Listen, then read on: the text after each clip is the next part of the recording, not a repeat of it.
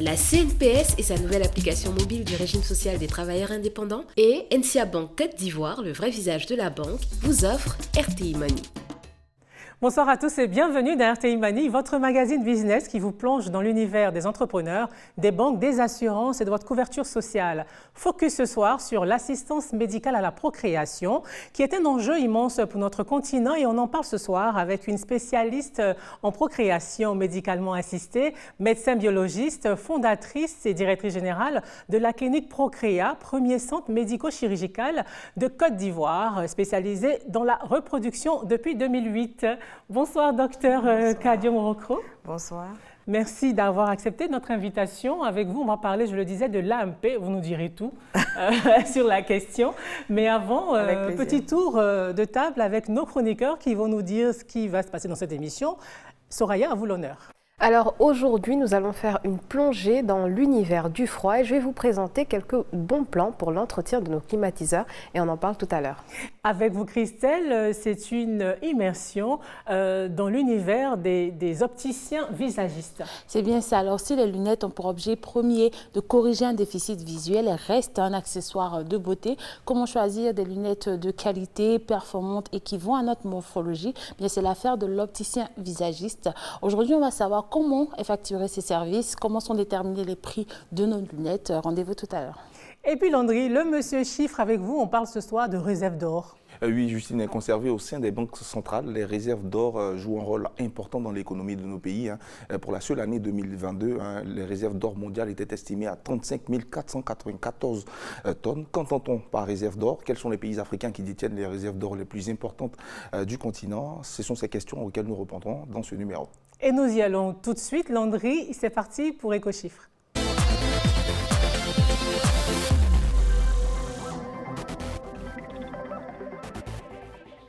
Alors Landry, ce soir, nous parlons de réserve d'or, mais qu'est-ce que c'est? Alors Justine, on pourrait tout simplement définir les réserves d'or comme étant la quantité d'or conservée par une banque centrale ou une institution financière dans le but de sécuriser une transaction, un accord de crédit ou de constituer un fonds de garantie. Il faut préciser que l'or est l'un des actifs les plus sûrs dans le monde parce que sa valeur est stable, quelle que soit par exemple une crise financière, quelle que soit une guerre qui peut arriver par exemple dans un pays ou sur un continent. La valeur d'or reste stable contrairement aux obligations, aux actions en bourse. Et en 2022, l'achat des banques centrales en or a été très importante. Et oui, Justine, tout à fait. On parle d'une année record selon le dernier rapport de World Gold Council, une organisation de développement du marché pour l'industrie de l'or. En 2022, les banques ont acheté 1136 tonnes d'or d'une valeur de 70 milliards de dollars, soit plus de 41 876 milliards de francs CFA, ce qui représente près de 24% de la demande globale estimée à 4 741 tonnes. Il s'agit de la plus forte acquisition d'or des banques centrales depuis 1967. Ça vous dire l'importance. Le rapport estime que les réserves d'or mondiales sont établies à 35 494 tonnes pour la seule année 2022, avec la plus grande partie des réserves d'or, on parle de 48%, détenues par les États-Unis, le FMI, l'Italie et l'Allemagne.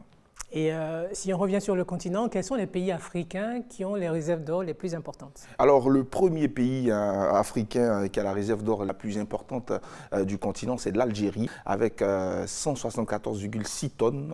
Ensuite, vous avez l'Égypte, 125,5 tonnes. L'Afrique du Sud, en troisième position, 125,4 tonnes. En quatrième position, vous avez la Libye avec 116,6 tonnes. En cinquième, vous avez le Maroc avec 22,1 tonnes. Si on revient dans la zone africaine dans laquelle la Côte d'Ivoire se situe, vous avez seul le Nigeria et le Ghana qui font partie du top 10 importante, à savoir le Nigeria qui est en 6e position avec 21,5 tonnes et le Ghana qui est en 7e position avec 8,7 tonnes. On aurait aimé voir la Côte d'Ivoire parmi dans le top 10, mais malheureusement la Côte d'Ivoire ne figure pas dans le top 10 des pays africains ayant les réserves d'or les plus importantes. Et on vous demande de suivre ça de près pour nous, on ne sait jamais. Peut-être que la pas. Côte d'Ivoire retrouvera un bon rang. Merci Landry pour cette donnée chiffrée sur l'or et c'est maintenant l'heure du 24 heures avec.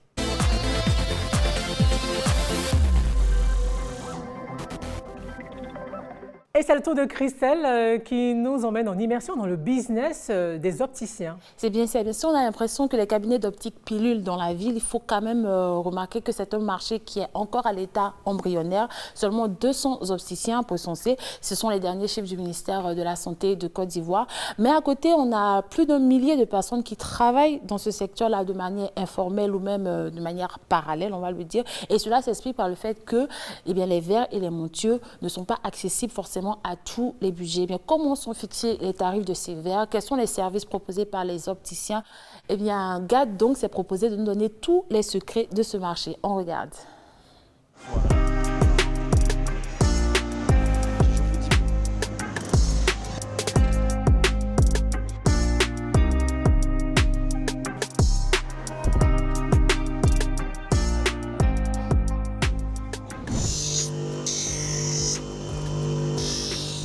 Ce matin, dans sa boutique, Gab Ndong termine un montage de verre pour l'un de ses clients. Opticien visagiste depuis plus de 10 ans, lui et sa famille détiennent des boutiques dans 7 pays sur le continent africain et également en Europe, faisant d'eux une référence dans ce secteur. Les écarts, c'est 32 à l'œil droit. On est sur 32, 32,5. 32. À l'œil gauche, c'est 32,5 et la hauteur, c'est 22. Afin de fournir aux clients des produits et services de qualité, ils n'ont pas hésité à investir des millions de francs CFA dans des équipements de qualité. La machine qui est juste derrière moi, qui va paramétrer les hauteurs, écarts et toute la zone la zone progressive, surtout en vision de près. Donc ces informations-là vont être envoyées vers cette machine, donc l'autre côté de la meuleuse, qui va tailler les verres. Au niveau des machines, il faut compter à peu près 10 millions. Et derrière, qu'est-ce qu'il va avoir? Il va avoir toutes les meuleuses automatiques. Là, on va être sur du 400 000 à peu près. En globalité, il faut compter 30 millions. Sur ces présentoirs, des montures de différentes marques, des plus classiques aux plus luxueuses, avec des prix allant de 30 000 à 700 000 francs CFA, voire plus, selon le modèle demandé par le client.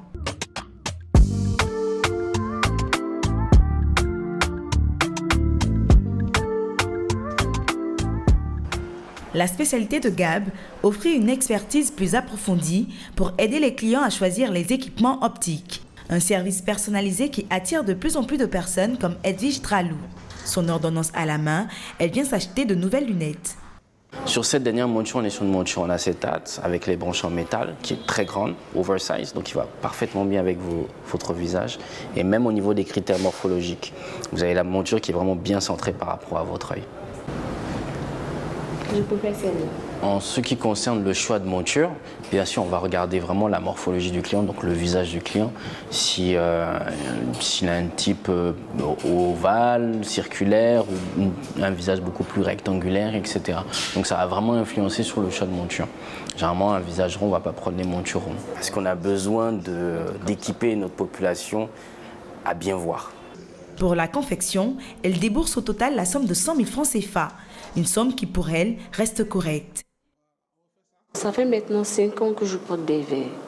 Et d'habitude, dans les boutiques, c'est moi-même qui choisis mes verres.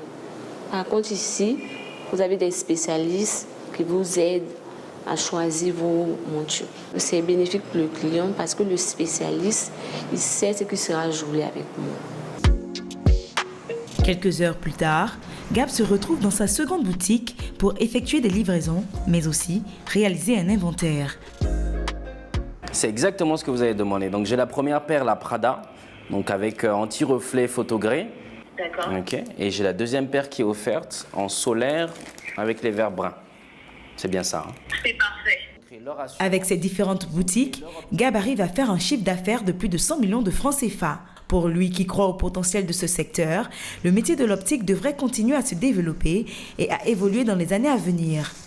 Le métier d'opticien visagiste a énormément de potentiel, étant donné que les clients veulent vraiment un service de qualité et personnalisé, comme par exemple ce client-là qui va venir et qui va prendre ce verre personnalisé avec un verre miroir en bronze et cette monture complètement différente de ce qu'on a l'habitude de voir. Dans 5 ans, le métier de l'optique va être très pointu, à mon avis, que ce soit au niveau des montures ou au niveau de type de verre. Il va y avoir énormément de technologies qui vont rentrer en jeu, que ce soit au niveau des lentilles, au niveau même des montures, où il y a déjà des sons. Enfin, on est déjà dans l'ère du temps. Un secteur en plein boom en Côte d'Ivoire, mais qui est dominé à près de 80% par les structures informelles, selon les dernières données du Conseil supérieur des métiers de l'optique. Alors, Christelle, il y a un marché florissant d'opticiens ici en Côte d'Ivoire. C'est bien ça, un marché embryonnaire, mais quand même florissant. Environ 200 opticiens recensés. Mais ce soir, j'ai décidé de vous parler de deux qui se démarquent par leur longévité, aussi par les services qu'ils proposent. Le tout premier qu'on voit à l'écran existe depuis l'année 2000. Ça fait donc 23 ans d'existence. Pourquoi je vous parle de ce cabinet d'optique? Parce que c'est le premier opticien d'Afrique à obtenir la technologie iCode. C'est une technologie brevetée qui permet au fait de mesurer les yeux en 3D, ce qui fait que les verres qui vous sont proposés sont beaucoup plus performants et répondent vraiment à la problématique de vos yeux. Et donc, c'est un des pionniers, on va dire, sur ce marché ici en Côte d'Ivoire. Le deuxième qu'on va voir à l'écran existe depuis un peu plus longtemps, se positionne aujourd'hui comme l'un des leaders du marché de l'optique en Côte d'Ivoire. Sa stratégie, c'est vraiment de proposer à chaque fois, à chaque événement, à chaque fête, des offres promotionnelles, une paire achetée, une paire offerte ou à 50% réduite, etc. Vraiment de quoi attirer de plus en plus de personnes parce que justement ce marché-là, comme je l'ai dit, n'est pas accessible à tout le monde. Aujourd'hui, certaines personnes préfèrent avoir recours au marché parallèle, on va appeler comme ça, c'est-à-dire vous achetez vos verres chez l'opticien, mais vous allez soit au marché de Belleville ou au marché d'Adjamé pour vous acheter des montures pas très chères, 15 000 francs, 20 000 francs, souvent même moins que ça, des verres chics, modernes, on va dire, qui sont accessibles à votre bourse. Docteur Kadia Moroko, moi je vous voyais, on parlait des lunettes, je vous vois arborer d'ailleurs une très belle monture. Merci.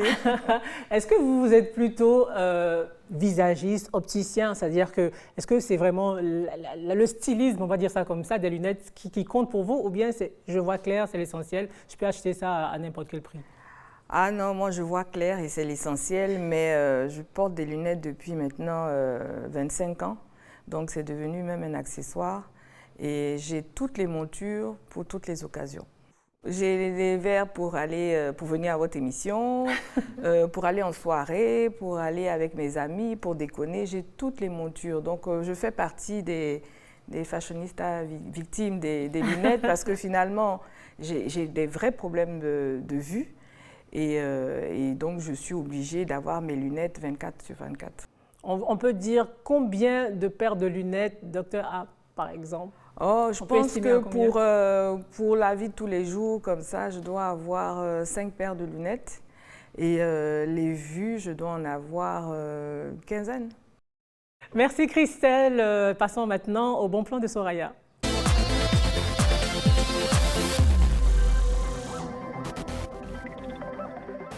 Alors, on a fini avec l'univers des lunettes, des opticiens. Maintenant, on parle de froid avec vous. Eh bien oui, on parle du froid et plus précisément des climatiseurs. Aujourd'hui, plusieurs entreprises proposent des services pour l'entretien des climatiseurs. Et quels services proposent ces entreprises-là? Alors premièrement, nous avons une entreprise ici qui propose l'installation, la réparation et l'entretien des climatiseurs. Alors par entretien, on entend surtout le nettoyage des filtres. Alors il est conseillé de faire nettoyer ces filtres une fois par mois, voire une fois tous les 3 mois.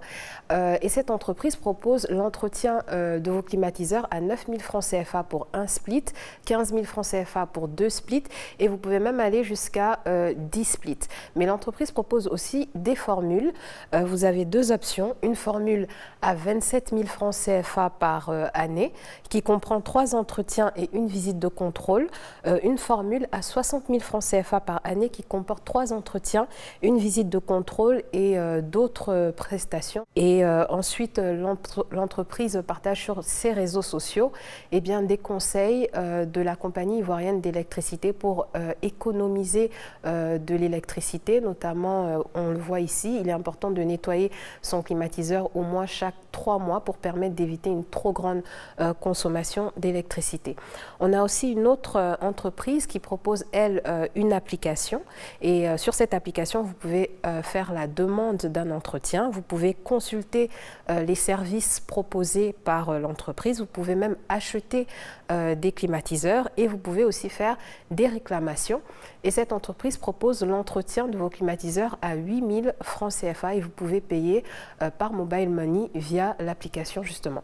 Alors, on n'y pense pas souvent, mais il y a aussi l'entretien de la climatisation automobile. Eh bien oui, au même titre que les climatiseurs de domicile, eh bien les climatiseurs des voitures doivent aussi être entretenus. Et il y a une entreprise qui propose ce service au prix de 15 000 francs CFA. Et pour les personnes qui sont allergiques, qui ont des problèmes de santé, l'entreprise propose aussi de faire des nettoyages sur mesure grâce à des produits antibactériens. Merci Soraya. Marquons une petite pause pour revenir juste après la page pub. À tout de suite.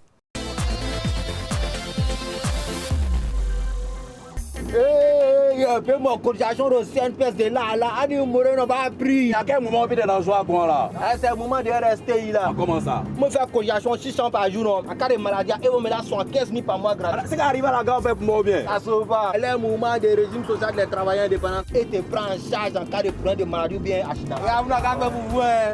Travailleurs indépendants, payez vos cotisations sans frais via MTN Momo, Wave et Orange Money. La CNPS, maintenant, c'est pour tout le monde. Je suis Cristal, votre carte prépayée sans compte bancaire. Il suffit d'un rechargement et hop, je suis prête. Je suis le compagnon idéal pour vos achats sur Internet, vos achats en magasin, transférer de l'argent, vos séjours à l'étranger, régler vos factures. Et ce n'est pas tout, j'ai bien d'autres atouts. Réception d'alerte SMS, plateforme de gestion de votre compte, la 3D Secure pour la protection de vos avoirs. Je suis utilisable à tous les guichets en Côte d'Ivoire et à l'étranger. Plus d'infos, 80 200 800. NCA Bank, le vrai visage de la banque. Vous regardez Ateimoni et c'est maintenant l'heure de l'interview cash avec notre invitée Myriam Kadiomorokro, médecin biologiste spécialiste dans l'assistance médicale à la procréation et directrice générale de la clinique Procréa. Tout va bien jusqu'ici, docteur? Oui, ça va, merci. Alors maintenant, on va commencer par un peu de pédagogie. Qu'est-ce que c'est que l'AMP? Alors, l'AMP, c'est l'assistance médicale à la procréation, littéralement.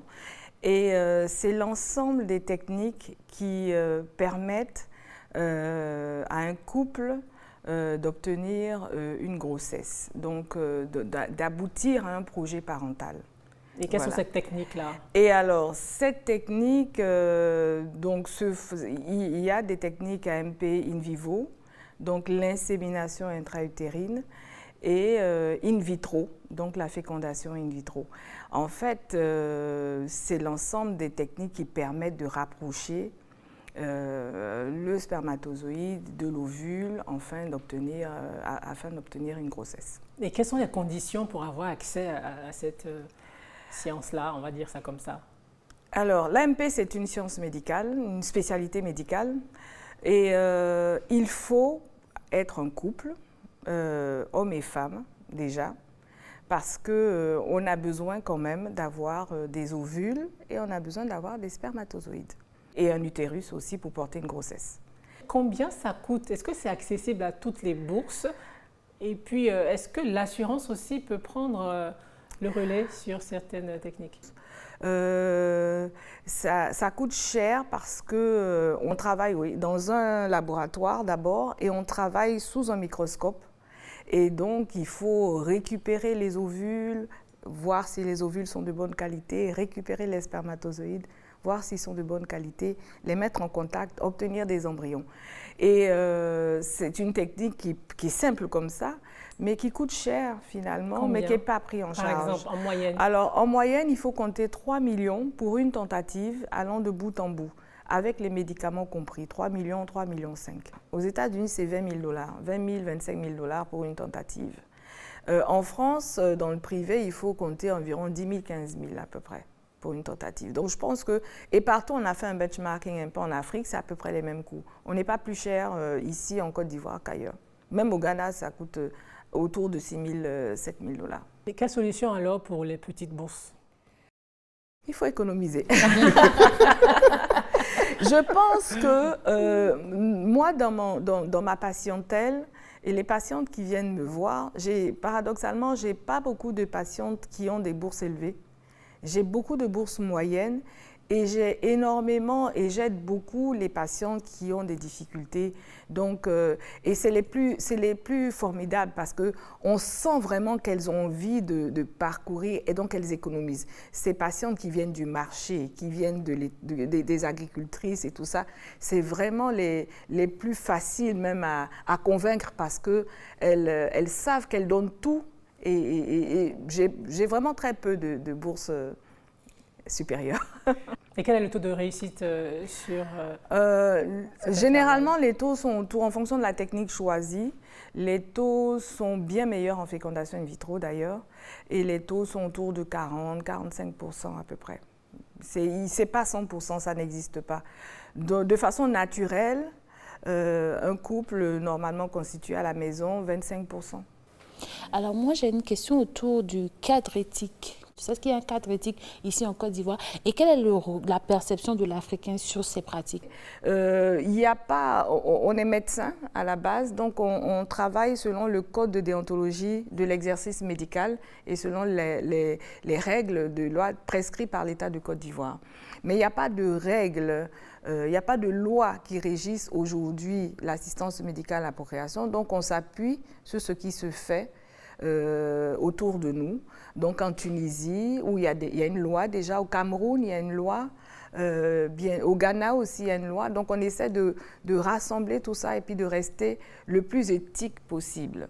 Avant, ça n'existait pas. Donc c'était des couples qui volaient en éclats, qui allaient dans tous les sens et qui finalement finissaient par être malheureux tout au long d'une vie mariée, finalement. Et on est venu avec cette approche nouvelle qui existait déjà depuis, en Europe depuis bien longtemps. On vient avec une solution, on leur apporte un espoir et ce couple revit. Donc aujourd'hui, c'était difficile de pouvoir dire que, c'est toujours d'ailleurs difficile de dire que j'ai eu mon enfant par fécondation in vitro, mais aujourd'hui les gens sont de plus en plus décomplexés parce qu'on ne va pas perdre du temps, on ne va pas perdre 20 ans d'une vie à courir, à se cacher, alors qu'on peut très bien faire une fécondation in vitro et avoir ses enfants et partir à la maison tranquille. Vous avez une nouvelle clinique, une nouvelle plateforme. Combien ça a coûté? Alors, la clinique a coûté autour de 9 milliards de francs CFA. On l'a voulu aux normes internationales. Pour ne pas qu'on dise que oui, en Afrique ou en Côte d'Ivoire, c'est pas possible, il faut aller en Europe. Il fallait casser ça. Parce que les techniciens sont là, nous sommes là, et on est capable de faire le travail.